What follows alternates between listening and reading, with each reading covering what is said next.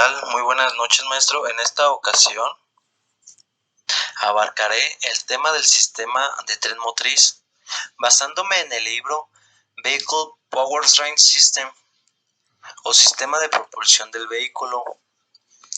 En este libro nos menciona que en el corazón del diseño de los vehículos se encuentra el sistema de tren motriz, el cual proporciona la movilidad a nuestro vehículo.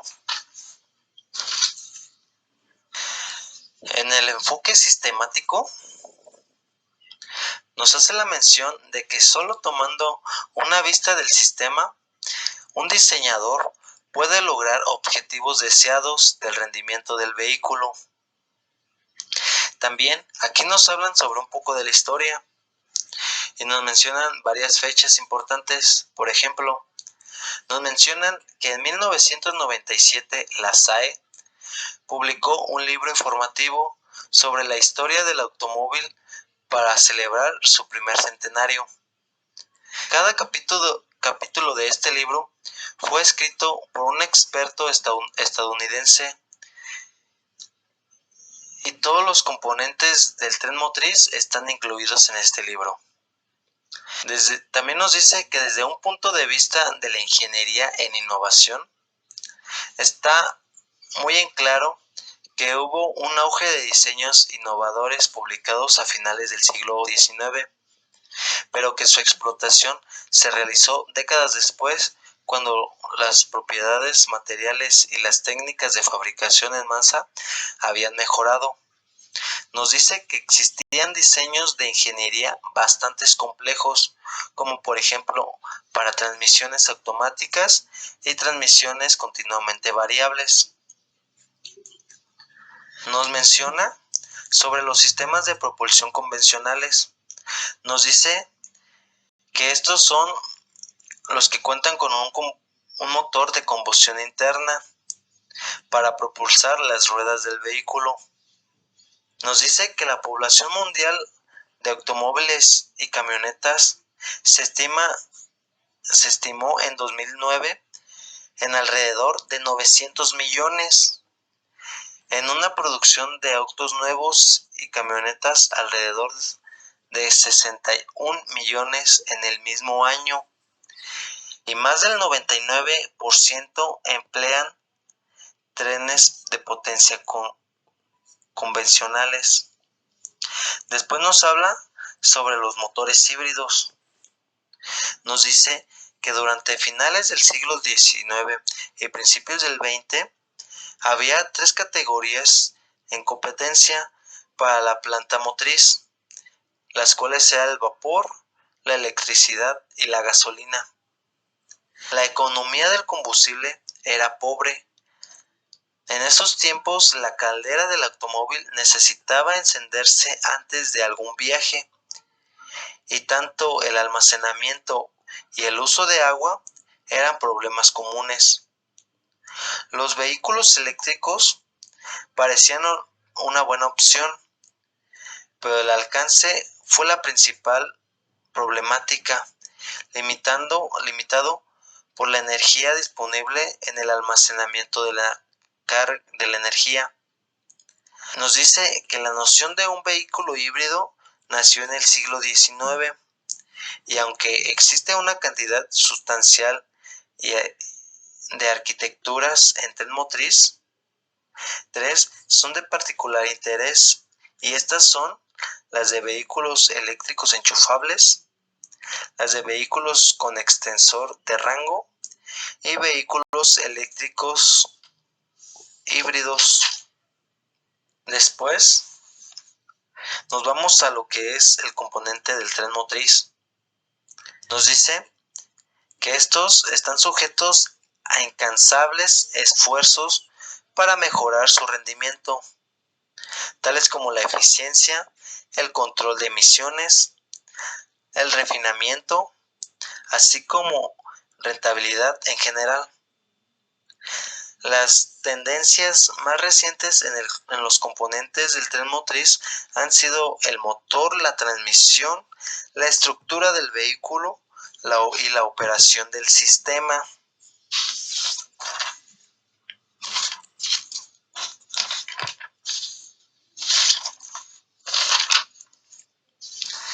Después se nos hace mención sobre el rendimiento del vehículo y nos dice que desde que aparecieron las carreteras, los primeros automóviles de carretera utilizables construidos, por ejemplo, por Daimler o Benz, en las décadas de 1890 y 1900, la gente ha citado cifras de rendimiento como medio para comprar el vehículo que están deseando.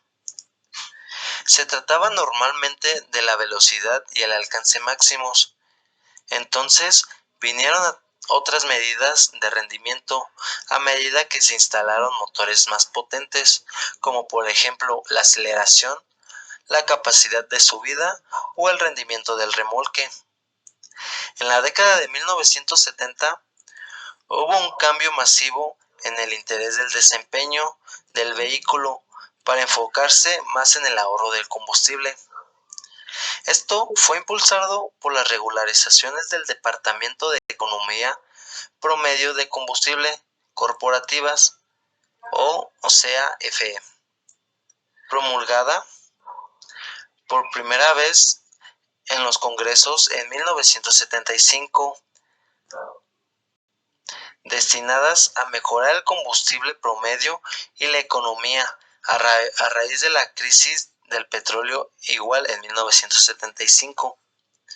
Estas acciones marcaron el comienzo de una gran cantidad de interés en todo el mundo, tanto en economía de combustible como en el tema relacionado sobre las emisiones.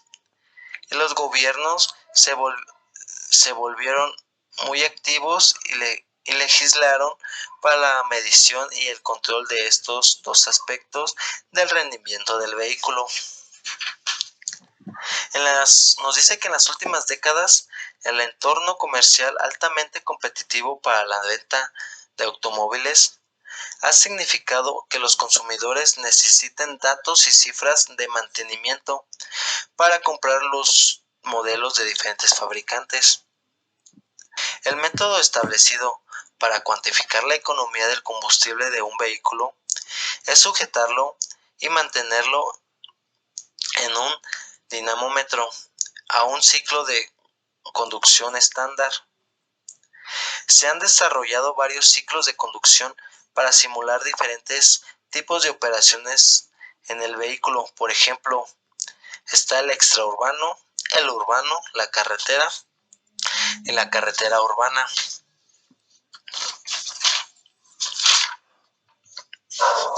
Y aunque este enfoque es aceptado internacionalmente, han surgido diferencias detalladas sustanciales en diferentes partes del mundo.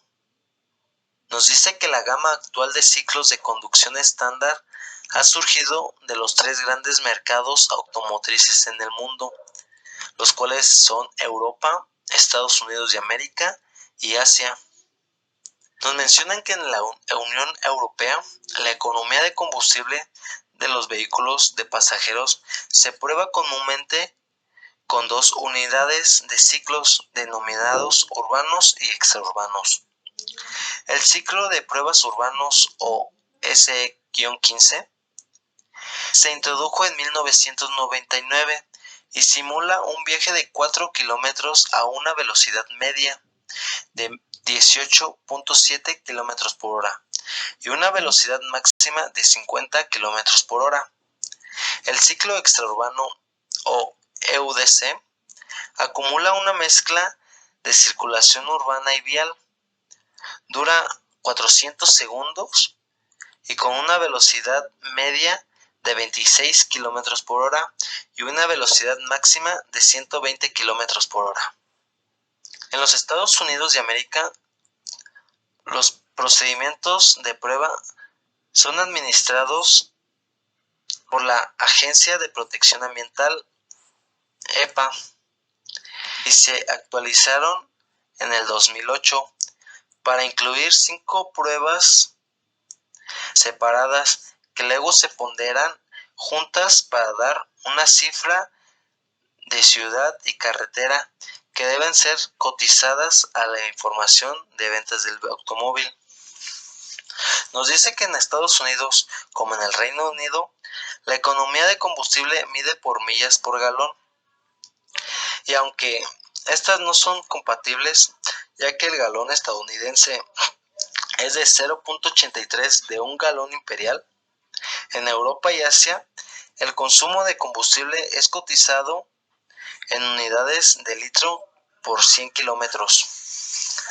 La mayoría de los analistas de vehículos están de acuerdo en que en general los círculos de conducción son menos agresivos que los típicos en el mundo real. Con el aumento de interés en los sistemas híbridos de propulsión en las primeras décadas del 2000, ha habido un enorme enfoque en la promoción de su competencia económica de combustible. En la relación de las emisiones hay dos aspectos. Ambos se conocen comúnmente como tubos de escape. El primer aspecto son las emisiones contaminantes que incluyen monóxido de carbono, hidrocarburos no quemados y dióxidos de nitrógeno. El segundo problema son las emisiones de dióxido de carbono que los vehículos expulsan. Estos han asumido creciente atención durante la primera parte del siglo XXI debido a la preocupación mundial sobre el medio ambiente y forman parte de los cálculos de la huella de carbono que ahora se han incorporado en todos los aspectos de nuestra vida. Ahora nos vamos al comportamiento del conductor. Se nos menciona que al diseñar un vehículo debemos de ser conscientes de las preferencias del conductor como controlador, ya sean como lo sensible, lo controlable, lo receptible, lo estable, lo lineal o lo libre de sacudidas o cambios repentinos. El estudio de las evaluaciones del conductor de control longitudinal del vehículo se denomina capacidad de conducción. Se utiliza en la industria desde 2000 para evaluar la suavidad de los cambios de marcha en nuevos desarrollos de transmisiones, como cajas de cambios de doble embrague y de variación continua. Después, se nos hace mención sobre el papel del modelado.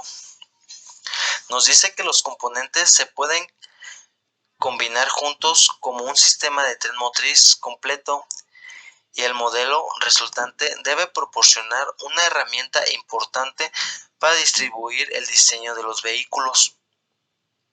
En los cálculos de rendimiento del vehículo durante un ciclo de conducción específico hay dos fundamentalmente diferentes enfoques. La simulación común se denomina cálculo de orientación hacia atrás, y esto significa que en cada punto de velocidad versus perfil de distancia se conocen los valores actuales de velocidad y la aceleración del vehículo. El otro enfoque se denomina mirando hacia adelante. Esto requiere un modelado de control, además de un modelado de vehículo. Es necesario para desarrollar sistemas de control del tren motriz.